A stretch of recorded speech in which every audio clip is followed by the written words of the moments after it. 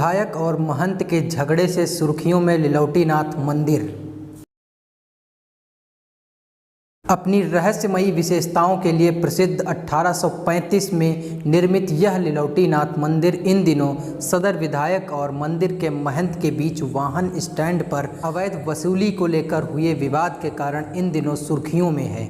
वैसे तो लिलौटीनाथ मंदिर को महाभारत काल का मंदिर कहा जाता है। कहते हैं अज्ञातवास के दौरान पांडवों ने श्री कृष्ण जी के मार्गदर्शन में यहाँ कंडवा नदी के समीप शिवलिंग की स्थापना की थी, जबकि कहा यह भी जाता है कि अश्वत्थामा ने अपने पापों का प्रायश्चित करने के लिए यहाँ यह शिवलिंग स्थापित किया था। यहाँ के लोगों की मान्यता है कि आज भी अश्वत्थामा और पहर शिवलिंग का अभिषेक करने आते हैं। मंदिर का कपाट खुलने पर शिवलिंग पूजित मिलता है। बताते चले, गुरुवार को लिलौटीनाथ मंदिर में विवाद की वजह यही बताई जा रही है। वाहन स्टैंड के नाम पर जमकर वसूली की जा रही थी, जिस पर सदर विधायक योगेश वर्मा ने आपत्ति जताई और फिर मामला बढ़ते बढ़ते विवाद के स्वरूप में बदल गया।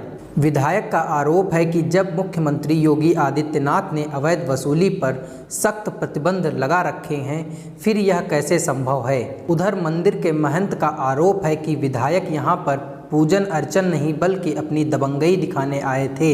इतना ही नहीं, उन्होंने आगे बताते हुए कहा कि मंदिर परिसर में वाहन स्टैंड श्रद्धालुओं की सुरक्षा के दृष्टिगत लगाया जाता है। अगर वाहन स्टैंड ना लगाया जाए तो श्रद्धालुओं के वाहन की सुरक्षा की जिम्मेदारी कौन लेगा। यह हमेशा की भांति लगता रहा है। आइए देखते हैं क्या कहते हैं मंदिर के महंत। क्या नाम है आपका? हमारा नाम है महंत रोहित गिरी, लिलौटीनाथ मंदिर। किस पद पे हैं यहाँ पे? हम महंत पद पे हैं। महंत पद पे हैं। जी जी जी। जो अभी बीते दिवस गुरुवार को जो प्रकरण हुआ है, आपके मतलब जो भी संबंधित विषय रहा हो, उसको लेकर क्या कहना है आपका? देखिए, महंतों से किसी प्रकार का विवाद नहीं था। उनका स्टैंड लेकर उनको ये लगा कि अवैध वसूली चल रही है। विधायक योगेश वर्मा को ये लगा कि अवैध वसूली चल रही है, और हमारे कार्यकर्ता जो लगे थे वो दलित समाज से था, प्रमोद भार्गव। उसको विधायक जी मारते मारते बरगद के पास लेकर आए। फिर जब हम लोगों को ये सूचना मिली तो हम लोग भागते हुए गए, अरे ये विधायक जी आप क्या कर रहे हैं। तो वो अभद्र भाषा का प्रयोग करने लगे, जिसमें हम लोगों की झड़प हो गई। और उसके बाद हम उनसे ये कहना चाहते हैं कि आप एक बहुत बड़े पद पे हैं, आप अपने पद की गरिमा रखिए। कुछ भी है, आप अपने पद की गरिमा रखिए। आप एक विधायक हैं, कुछ भी आपको लगता है कि ये तथ्य गलत है या कुछ भी है, महंत कमेटी से कहिए, हमारा प्रशासन उससे कहिए। आप न्यायदाता नहीं हो सकते हैं, किसी पे ऐसे हाथ छोड़ दीजिए या उसको मारने लगे या कुछ भी कर लेंगे। ये हमारा यही प्रकरण है। और हाँ जी, एक और बात है जी, जैसे अभी उनका कहना है कि हम जनप्रतिनिधि हैं और मुख्यमंत्री माननीय योगी आदित्यनाथ जी वो भी सख्त निर्देश दिए हुए हैं कि जो अवैध पार्किंग वगैरह जो है इसको कंट्रोल की जगह नहीं होगी। तो उसी को लेकर वो आरोप लगा रहे हैं कि उसी को रोकने के लिए उन्होंने ऐसा वो किया। देखिए, हमारा अभी प्रशासन से भी बात हो गई है और स्टैंड आज से नहीं लग रहा है, ये काफ़ी वर्षों से लगता आ रहा है। ये आज की बात नहीं, वर्षों से लग रहा है। अगर स्टैंड की व्यवस्था ना की जाए तो पता नहीं कितनी मोटरसाइकिल और कारें कितनी चोरी हो जाए। इसकी जिम्मेदारी क्या विधायक जी लेंगे या प्रशासन लेगा? कोई लेगा? कोई नहीं लेगा। वो सिर्फ राजनीति करना जानते हैं और कुछ नहीं। ये भी कहा जा रहा है कि मंदिर जो है यहाँ परिसर इसके आसपास कहीं 100-150 राजघराने की बिगह जमीन भी है यहाँ पे। वो देखिए, वो अब तथ्य कुछ भी नहीं है। वो सिर्फ एक झूठ बोल रहे हैं, एक राजनीति का नया एक मोहरा वो तैयार कर रहे हैं। कभी मानते हैं कभी राजतंत्र रहा होगा। अब आप भूतकाल में नहीं जा सकते हैं, मुगल शासक भी रहा है, अंग्रेज का भी शासक रहा है।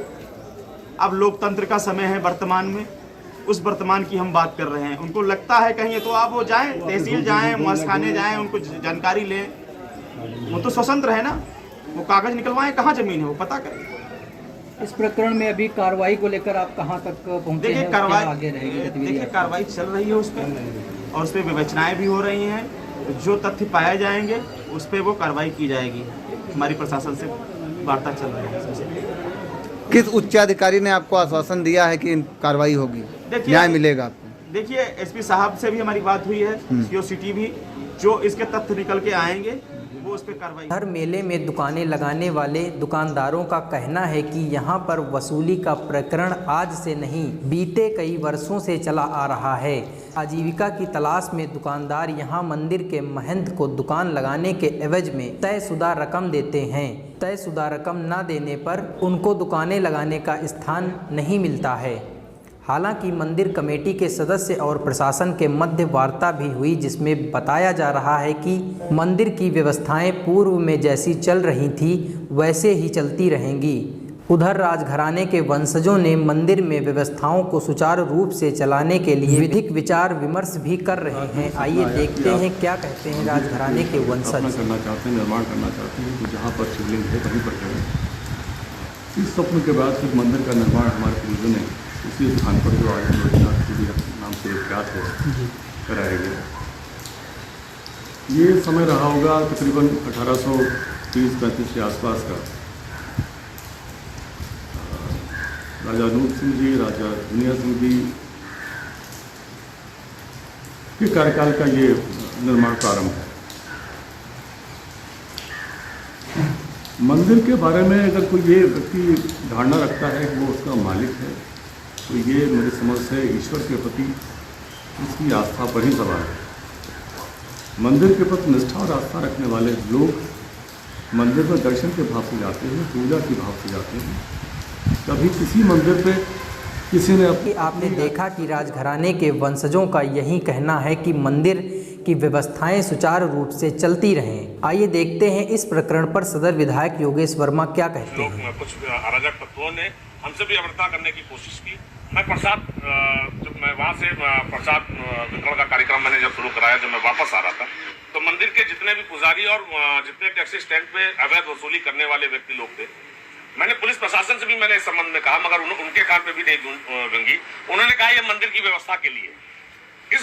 जब बाबा जी ने बिल्कुल स्पष्ट आदेश दिशा निर्देश दे रखा कि कहीं भी किसी भी मंदिर पे किसी कांवड़िया, किसी भी व्यक्ति, किसी भी शिव भक्त से किसी भी तरीके की कोई वसूली नहीं की जाएगी, तो ये क्या है?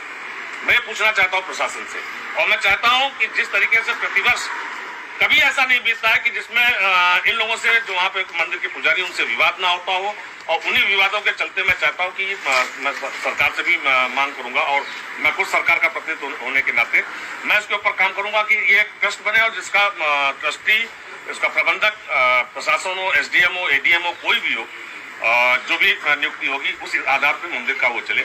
और इसमें साथ साथ में यहाँ पे दुकानों की एक दुकानों की 15-15, 20-20 हजार रुपए वसूली चली। एक जो वहाँ का पान का ठेला लगा, आप उनसे पूछ ले जाके कि 800-800 रुपए डेली की वसूली होती। कितनी दुकानें लगी हैं?